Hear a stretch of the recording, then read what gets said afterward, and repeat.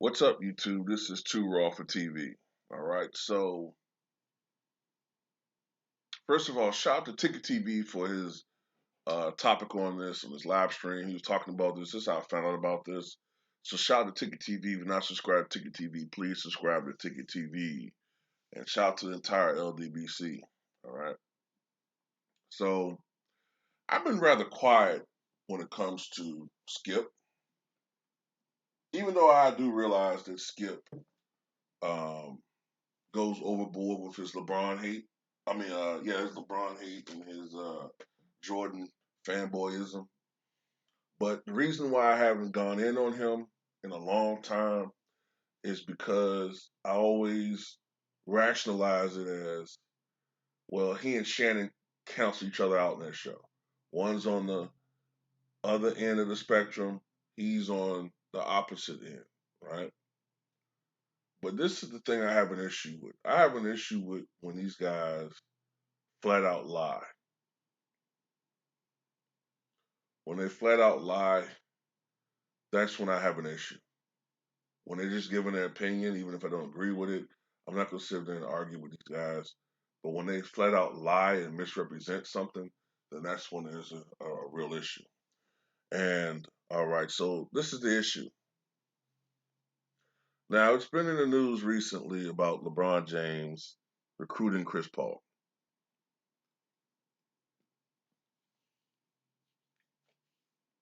Now,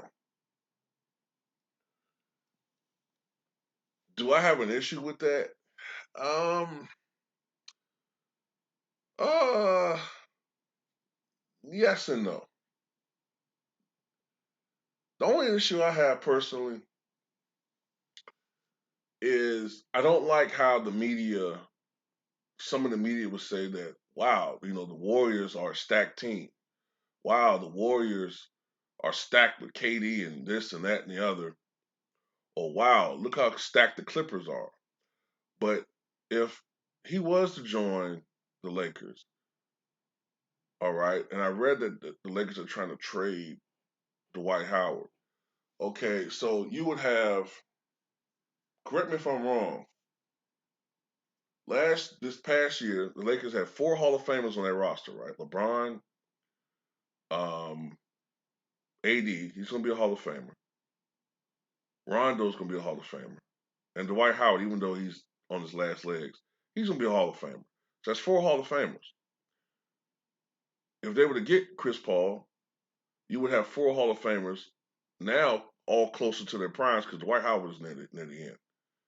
So now you have Chris Paul, LeBron James, maybe still Rondo. I don't know. Although I don't know that's going to work because Rondo and Paul hate each other. And Davis. But you always get this thing with some people that LeBron does everything by himself. He doesn't have any help. That's the only thing that bothers me. You know what I'm saying? But at the end of the day, if he wants to play with LeBron, that's his prerogative.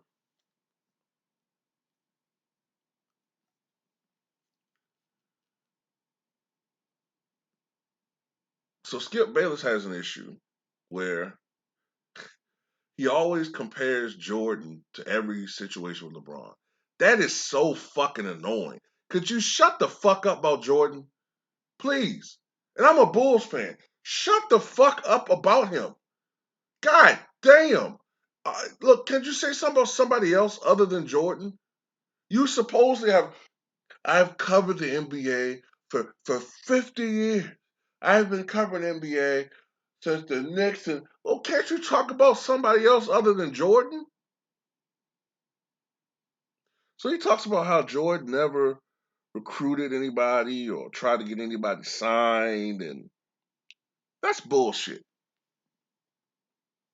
Okay?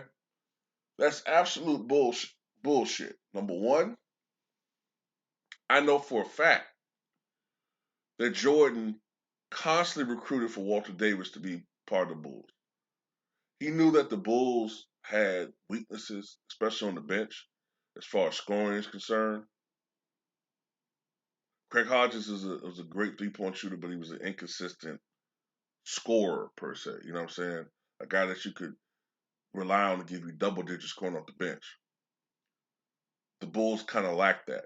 All right, they've always lacked that. He recruited for the Bulls to get Walter Davis and Krause. Nope, they wouldn't. They didn't have any interest in him. You know, I don't know whether or not they just didn't think he would be a good fit for the team or whatever. But they would turn Jordan down. But Jordan was always trying to recruit players, especially guys that had a North Carolina connection. Jordan was furious when the Bulls traded Charles Oakley. Furious. And, you know, he didn't like Bill Cartwright replacing Charles Oakley. As a matter of fact, Jordan, the first year that Cartwright was there, he used to deride him, um, you know, call him Medical Bill because of the injuries that he's acquired in his career. He would purposely throw him passes that he knew that Cartwright couldn't catch because he had small hands, just like Patrick Ewing. He wasn't a great passer, um, you know, and couldn't catch certain passes. So he would purposely throw him certain passes that he knew he couldn't handle to make him look bad during the game, not practice now, during the game. And I'm being honest. I'm a Bulls fan, but I'm telling you what actually occurred. Okay. Um, no, Jordan had to convince management to sign Dennis Rodman because when Horace Grant left, that left the Bulls with a gaping hole interior wise as far as rebounding and defense. Tony Kukoc, 6'9", 6'10". He was listed as 6'11". I don't know if he was really that tall. But Kukoc is 6'9"-ish, maybe 6'10". But Kukoc was not a banger. Kukoc, you know, they didn't have anybody. That's why the 95 Bulls struggled so much. That's why they struggled with rebounding.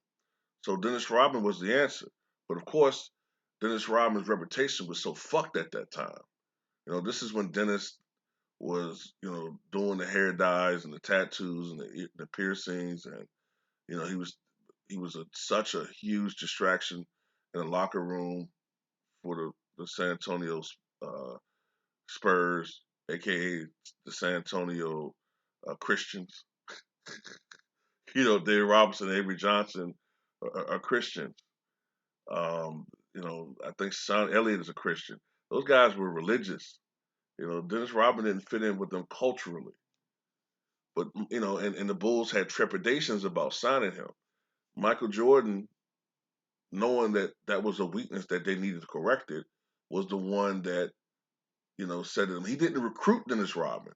But when he was told about their interest, he's the one that pretty much signed the deal, that sealed the deal with his approval. The only other guy that had to give his approval was Dennis Rodman, Scottie Pippen, excuse me, because Scottie Pippen had some hostile feelings toward Dennis Rodman because of you know certain incidents, including one when he pushed Scottie Pippen into the photographer's role behind the basket, where you know Scottie could have seriously got injured. You know he was very rough with Scottie, and Scottie still harbored some resentments. So they had that meeting where they hashed out their differences, and Dennis Rodman agreed. And when Scottie Pippen said, "Look, I got an issue with him," you know, you know I'm cool with it now. So yeah, they did have input. So that's a lie that Skip Bayless is saying. And the thing that really gets me about Skip Bayless is how he tries to minimize everybody else's role on those Bulls teams and maximize Jordan to the point where he's like a god. You know, and I don't like that. Um, this is the truth. Michael Jordan from 1984 to 1993 was non-pareil, meaning I didn't see anybody since then, at least. I didn't watch all those other guys play, but I haven't seen anything like that before. But when Michael Jordan came back from retirement, he was never the same player. He was still very good, but he wasn't the same player he was prior to retirement. And he needed his teammates. He needed uh, Even though these guys were role players, he needed Luke Longley. He needed Bill Winnington. He needed Randy Brown, who's very underrated as a defender. He needed Ron Harper, another guy underrated as a defender. He especially needed Scottie Pippen. Okay, um, without these guys' contributions, the Bulls would have won not any of those championships. If you remember, if you watch the Bulls' runs those years when the league was more half court defensive orientated basketball, scoring went way down, spacing wasn't really good, scores were down, field goal percentages went way down. If you watch a lot of those contests in the playoffs, it was ugly fucking basketball. I mean, do you remember some of those series like the Heat Bulls in '97? That was some ugly fucking basketball. Like the final scores were like 72-69. What the fuck? Like Jordan was the high scorer with 24. He would shoot like 7 for 23 or something. But it was the defense. It wasn't that he just was choking. This was a different era of basketball. So he needed these guys. That wasn't, Jordan the before, he could kind of will his team to a victory on both ends of the court. This Jordan, he needed some help. And he needed Scottie Pippen and all these other guys. He needed Horace Grant. He needed B.J. Armstrong. Later on, Kerr and Bushler and all those other guys. You know, Bison Bayless, may he rest in peace. So, yeah, Skip Bayless is 100% incorrect. I'm going to end this video on this. I've always used to accuse him of this, like 8, 9 years ago, and I can't prove it. Because if he is, he's the absolute best at hiding his racism. But I still suspect Skip is a bigot. Okay? I still suspect it. I might be wrong, but there's something there. And if you've watched Skip Bayless over the last 15 years, and if you're an African American and you really pay attention to him, there's something there. He comes across to me as, remember, Donald Trump used to be considered a liberal Democrat. And he's as racist as all be out, right? So that party affiliation, political affiliation, that shit don't mean shit to me. There's something there. He's from Oklahoma. That's one strike against him. Klan country. Born 1951 in Oklahoma. Another strike.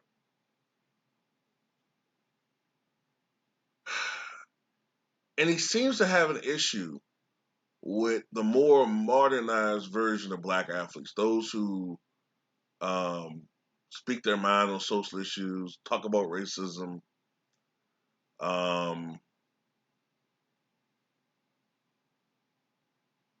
are not subservient and wear their blackness proudly.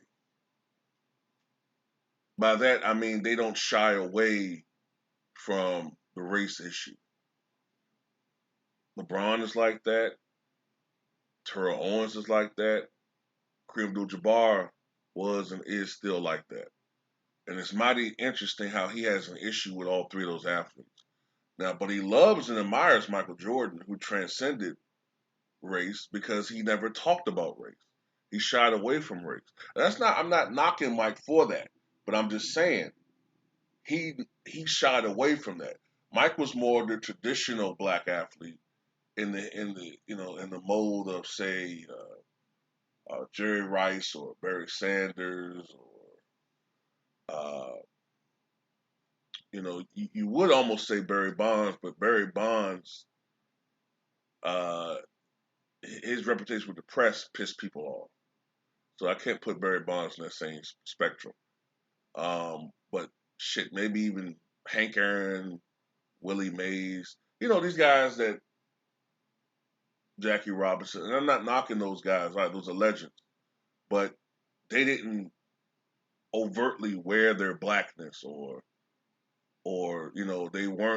they were guys that just showed up and played and didn't show any egos. But there's a reason why guys like Reggie Jackson and Barry Bonds are so hated. It isn't because they're assholes. You know, McEnroe, the tennis player, he was an asshole. There's something deeper than that. You know what I mean? You know what time it is. So at the end of the day, yeah, Michael Jordan is not perfect, okay? And he needed Scottie Pippen. If he didn't need Scottie Pippen, he would have given the green light on that trade in '97 during the draft to trade Scottie Pippen for Tracy McGrady. But Jordan nixed that trade when he found out about it that they were going to plan on doing it. He nixed it because he knew he needed Scottie Pippen. So that's all I got to say.